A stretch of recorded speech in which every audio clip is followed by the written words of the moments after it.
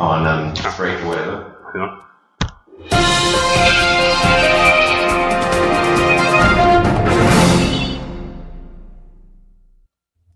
And welcome to Ozsports FM on this fine Friday morning. I'm here with Henry, who has been away for the past few weeks for the tennis tournament. How have you been, Henry? Good, Ben. Yeah, it's nice to be back. I got back on Tuesday morning, so I've been here back in Adelaide for about 3 days so far. I played in Malaysia, in Kuala Lumpur, and Taipei in Taiwan. So what were you doing? Was it tennis? You play tennis? Yeah, I play wheelchair tennis. So there for two tournaments. The first one was a futures tournament, and the second one was a ITF 3, which is the next level up. Both tournaments had pretty strong competition. Over in Asia, they have lots of players, and most of the players are of a fairly good standard. So even some of the people might not necessarily have world rankings because they don't play many matches, but they're all very strong and competitive, regardless of their ranking in the world and things. So. How'd you go? Not too bad. I didn't play very well in my 2 first round matches, which is pretty annoying. So I lost both my first round matches in both tournaments. But in wheelchair tennis, we have if you lose your first round, you get entered into a consolation draw, which enables all the players that lost in the first round some extra match play. And in the first tournament, I actually won the consolation draw. So that was good. So I was able to win 3 matches in a row after losing my first round, and beat 2 fairly good opponents. So I was pretty happy with that. And then in the second week, I won my first round in consolation against a fellow Australian, 6-4, 6-3. I was pretty happy with how I played that because I was down 4-2 in the first set, and then managed to win 8 games in a row. So a true Aussie bat league. Yeah, I was. We were rooming together as well, so I needed to win that game just so I didn't have to suffer any sort of gloating from him. So I went from being 4-2 down in the first set to going up 6-4 for love, and then almost blew it in the second set, but luckily I sort of escaped with a 6-3 win in the second set, and then in the semi-final of the con's draw. Lost 2 and 3. So I wasn't too disappointed with that game. There were a few chances where I probably could have, maybe even won the second set because I had a game point at 5-3 down. So could have got that to 5-4. But all round, I was fairly satisfied with how I played in that match. So I had maybe 2 matches that were a little bit disappointing, but most of the time I was pretty happy with how I played. So. Well, it sounds like a good couple of weeks and a bit of fun and push yourself to your limit and yeah. Crack. I mean, from a tennis perspective, I was fairly satisfied, and also did a bit more touring around and sort of felt like more of a tourist this trip because of the fact that we were able to do activities off the court as well. So a lot of my trips I've been only subjected to the hotel and the tennis courts, which gets a bit boring. So yeah, it was nice to do a few more off-court activities this time as well. So. No, sounds good. Well, we're going to move on now. We've got the James Hird saga. We'll call it saga because it has been going on for the past, I'd say, 2 years. Yeah. It's probably, when did it start? We started February last year, so maybe 18 months now. So, obviously the issue regarding players being suspended for taking illegal substances will still be answered in the next few weeks, but the hysteria and shambles between whether Hird will be coach or Thompson will be coach, and appealing, legalities in federal court has just made this whole saga even more crazy than what it needs to be. So James Hird, he's been not sacked. They've parted ways, the two, haven't they? I heard rumour went around that they said if he doesn't step down he doesn't step down from the Asada case and take the guilty plea or whatever it is, they would sack him. But I don't know if that's exactly true, because I've also heard that it's not actually gone through. No, so Caroline Wilson reported yesterday that James Hird was told by the board that he had to either resign himself or they would remove him as coach eventually. I think the problem with Caroline Wilson's article was that the headline was a bit misleading. So while her article didn't necessarily say that they had sacked him immediately, the headline for the story said that he had been sacked straight away. So, which ended up not being the case because he left the club yesterday saying that he was still the coach, and the Essendon board are apparently going to have a board meeting on Monday to decide what they're going to do with him. So their best and fairest was earlier this week as well, I believe, or late last week, when Bomber Thompson stepped up during the apparently stepped up and said that even though he had said that he was leaving the club, didn't want to part of it, he said he was not leaving anymore. So also strong grounds to say that maybe he's going to stay in as coach even. Yeah, so I think the best and fairest was a few days ago, and he was very, without saying it specifically that he wanted to coach, he basically was doing a bit of an audition to suggest that yes, he wants the job, and he doesn't want to leave. And you can tell by the crowd at the best and fairest that everyone wants him to stay, and he's probably got most of the support behind him compared to James Hearn at the moment. So he wasn't even allowed to go to this. No, I think he was he was banned from attending best and fairest. So that probably suggests that the club are trying as best as they can to get rid of him. While they've resisted that temptation for the last 12 months, it looks like it's finally going to come to a head eventually, probably on Monday. So yeah, and who would you prefer, Bomber Thompson or James Head? I mean, I know this sounds like a stupid question because Bomber Thompson is an amazing coach. He's proven himself already, but James Head's kind of like the golden child of Essendon. So who would you prefer? Oh, I think they could have easily have avoided all this hysteria and media distraction if they had sacked Hurd last year, purely for being the head coach of a program that subjected the players to all this, But have you noticed that no one else has been sacked from Essendon? It's just all the pressure's basically put on them. Oh, most of the people that were in charge have not necessarily been sacked, but they've all resigned on their own. So their CEO resigned, he got replaced. The chairman resigned, and he was replaced by Paul Little. And so they've had quite a few people that have left the club while they haven't necessarily been sacked. I think the CEO might have been sacked, I think. So there has been quite a few high-profile departures.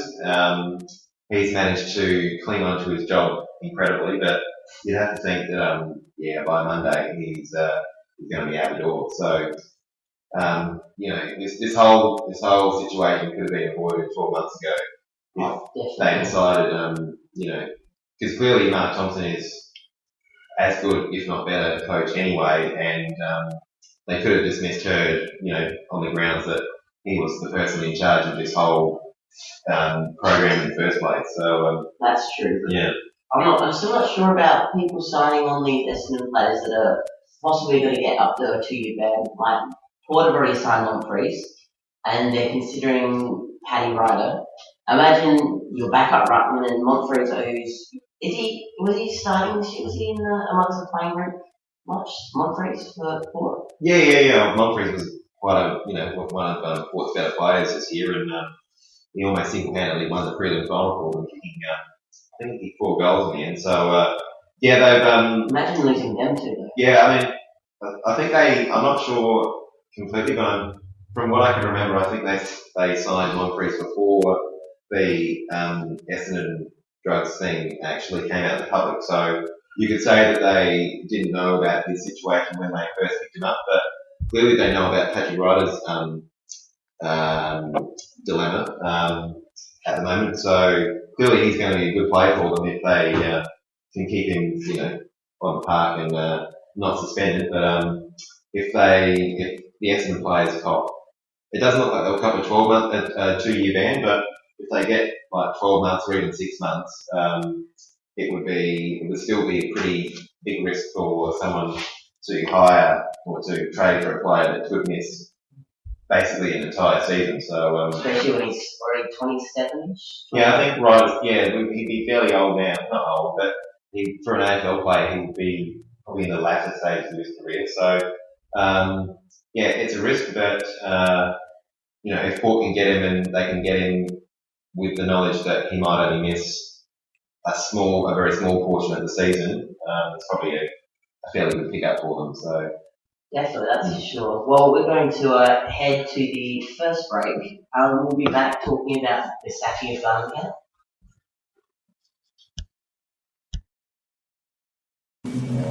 Racism has no place in sport. no place in sport. Everyone Deserves a fair go. Regardless of skin colour, background or culture. Racism! It stops with me. It stops with me. It stops with me. With me. With me. With me. Racism, it stops with me.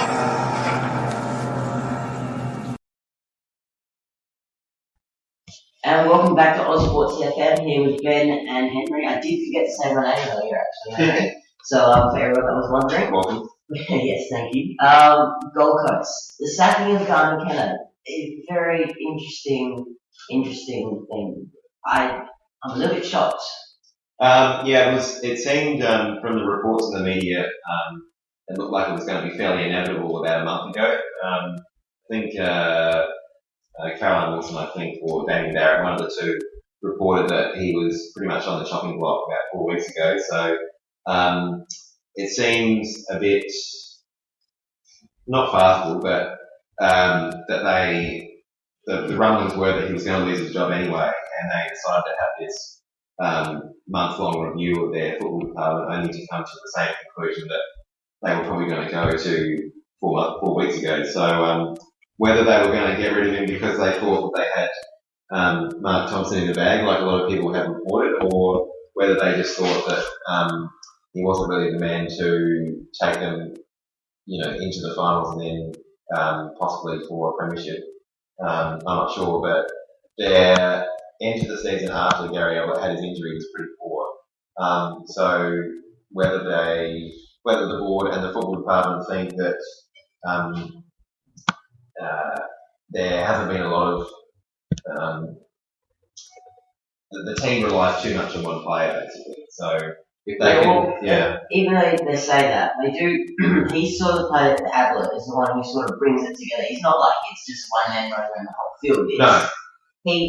Sure, it was a big loss losing him, and then you saw the whole team crumble because they missed that person who motivated them, the captain, the one who pushed them to the limit. But they were second early in the season, like midway through, or third or something. Yeah, I think they were third after about 9 weeks. I think they were 7 wins and 2 losses. So before the Ablett injury, they were well in contention for a final spot. So and Garner made Gold Coast a real fortress too. Like they didn't lose many of them. Like if you can change that, like the last few seasons, very difficult bringing up a new team there. Finally, they're all around 21 years old now, around that 22. So they're still not at their absolute. They're nowhere near their peak, but they're starting to get some games under their belt, a few 50-game pluses, and then you've got all the older players and mature players bringing them through. Like he's created a pretty good team, really. Yeah, it'll be interesting to see what because from what has been reported, the Gold Coast didn't necessarily approach Mark Thompson at all, but Mark Thompson's manager has apparently gone on record to say that he rang the Gold Coast to see what the situation was going on. So it seems like if Hurd is sacked or eventually resigns, then Mark Thompson will probably get the job at Essendon, and he seemed to make that fairly clear at the BNF. But if the Hurd coaching position is still his for the next week or so, Gold Coast might continue to hire Mark Thompson, and if you would have to think that having the Gold Coast job would be far more appealing, considering their list and the number of young players they have, and the massive dilemma that the Essendon team is in. I think I know which club that I would want to be coaching for the next few years. Oh, definitely.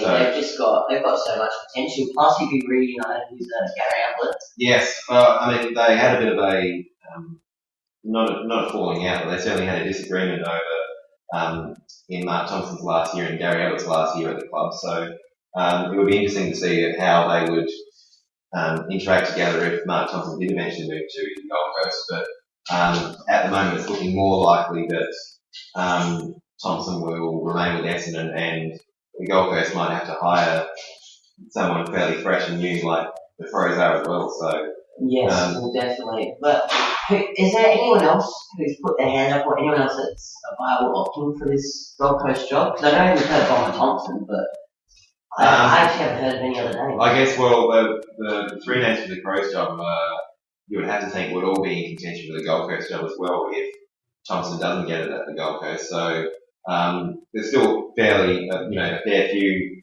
assistants out there that would be considered good enough to be a head coach. But whether they think that, it's hard to say whether, those options would be any better than what McKenna was at the Gold Coast anyway. So, because there doesn't seem to be the same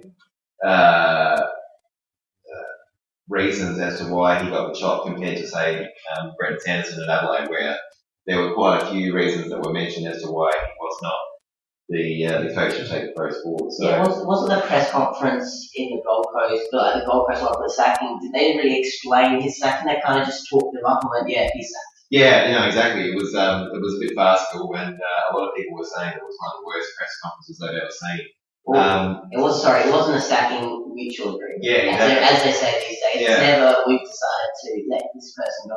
We've decided to get rid of that. Yeah, the club always tries to soften the blow, and they always try and talk up the coach's legacy, which seems a bit silly considering they've only just decided that they no longer think this guy's any good anymore. So I think they should just be like, no, we've got he's done poorly, or he's just not up to what we want. Like, I just there certainly wasn't any. There didn't seem to be any legitimate reasons in the press conference that was listed as to why they've just made this decision that they have. So they certainly could have handled it a lot better. But at the same time, a press conference doesn't necessarily win you a flag or make it reach the final. So while they could have handled it better, if they feel that this is the decision that they need to make, I guess we'll see. Hindsight will tell us whether it was the right decision or not. So, but yeah, they're going to be about 2 or 3 weeks behind the Crows in regards to trying to find a new coach, especially if they don't get Thompson. So they'll have to go through the normal process of having a committee and interviewing, all the assistants around the country. So, they'll be a bit behind in regards to hiring a head coach with another team in the market as well. Definitely. Well, that's definitely one side we're going to have to look into for the next couple of weeks, coming weeks for sure. But on this Ozsports FM here with Ben and Henry, we're going ahead into a song.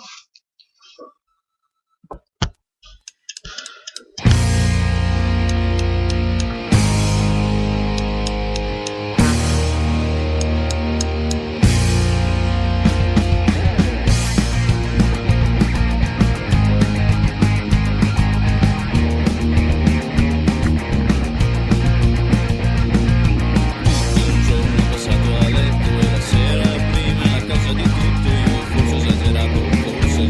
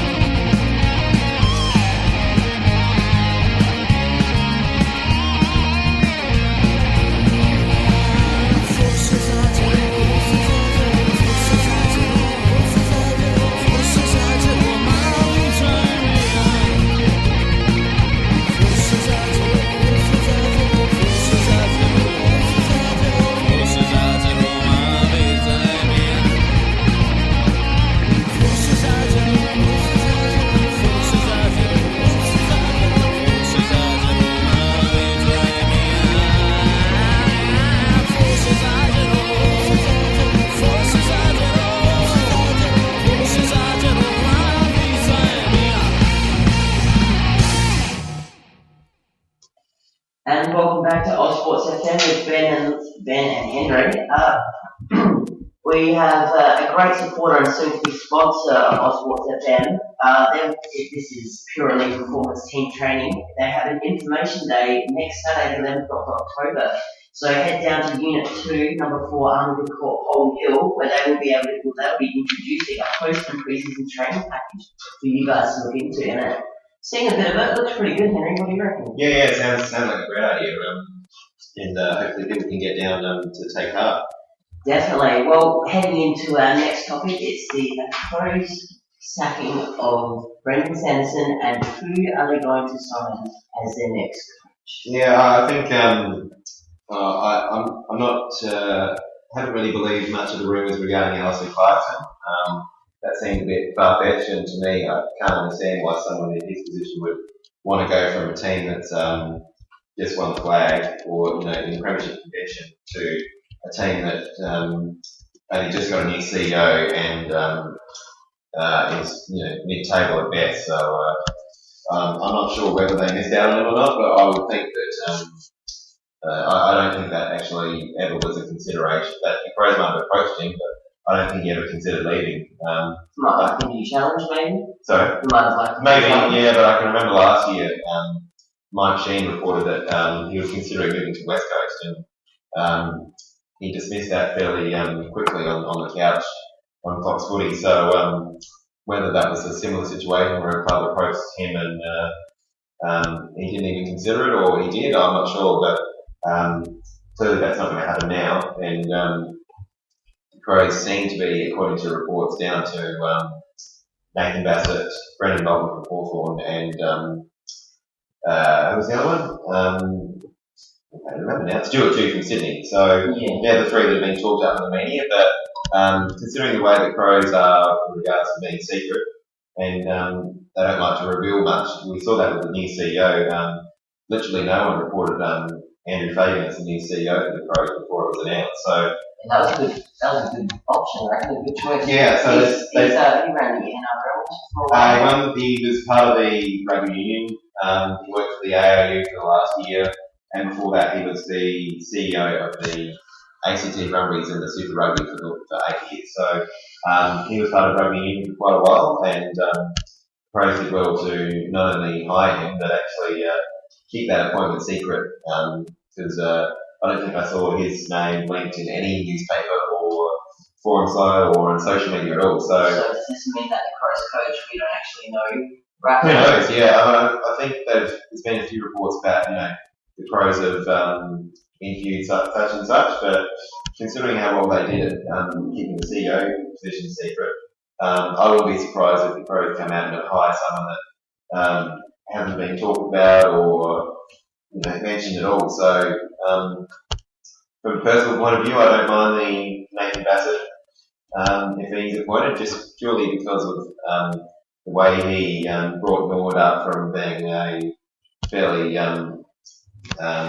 not a 14, but Nord went from being middle table to winning 3 flags in a row. Not even middle table. They didn't make fun. Yeah, so his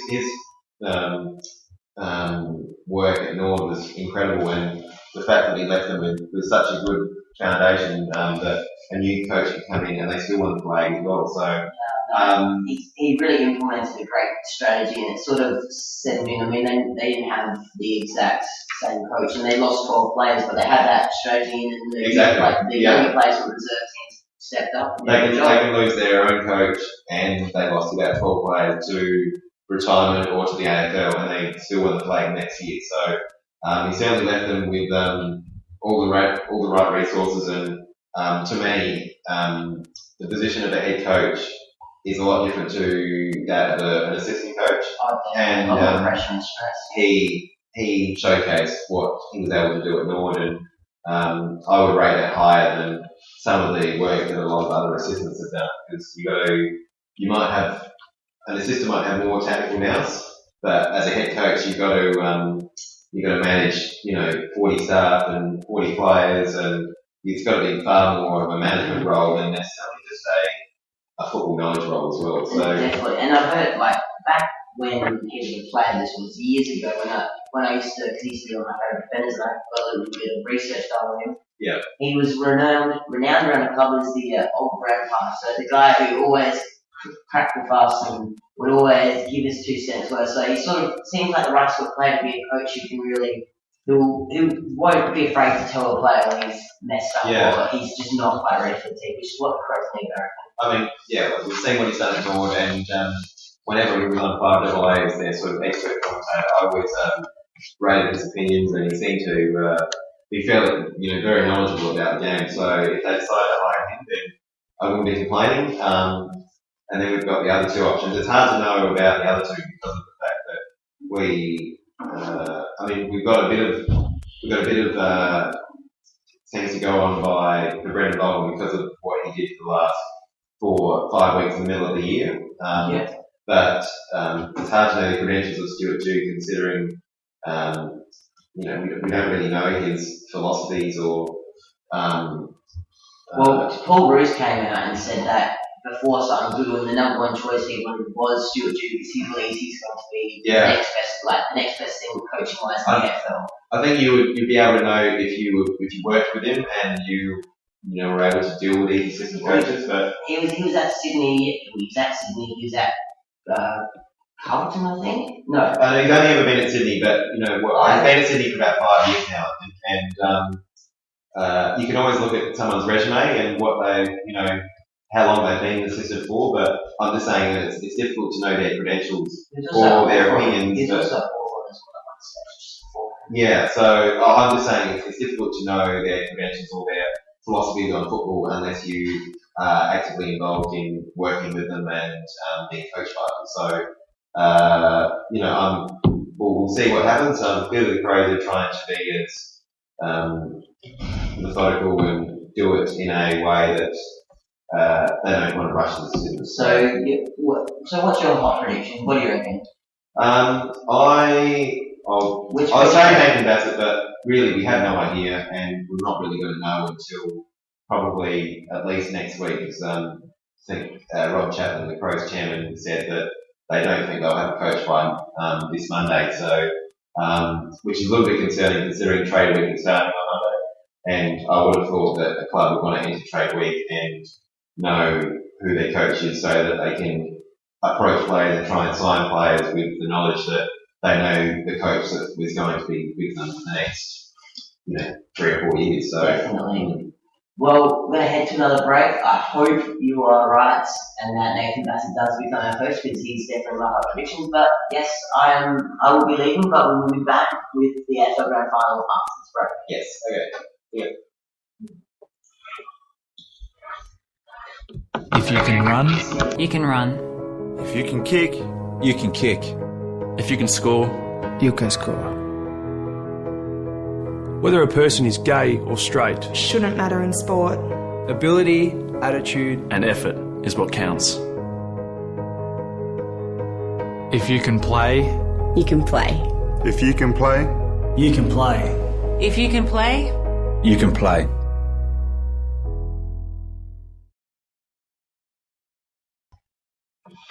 Welcome back, guys. That's the end of the show. Thanks for listening, and we'll see you next week. Obviously, there's going to be quite a few things to talk about with regards to trade week and whether James Hurd has kept his job or not. So tune in next week for Ozsports FM. See ya.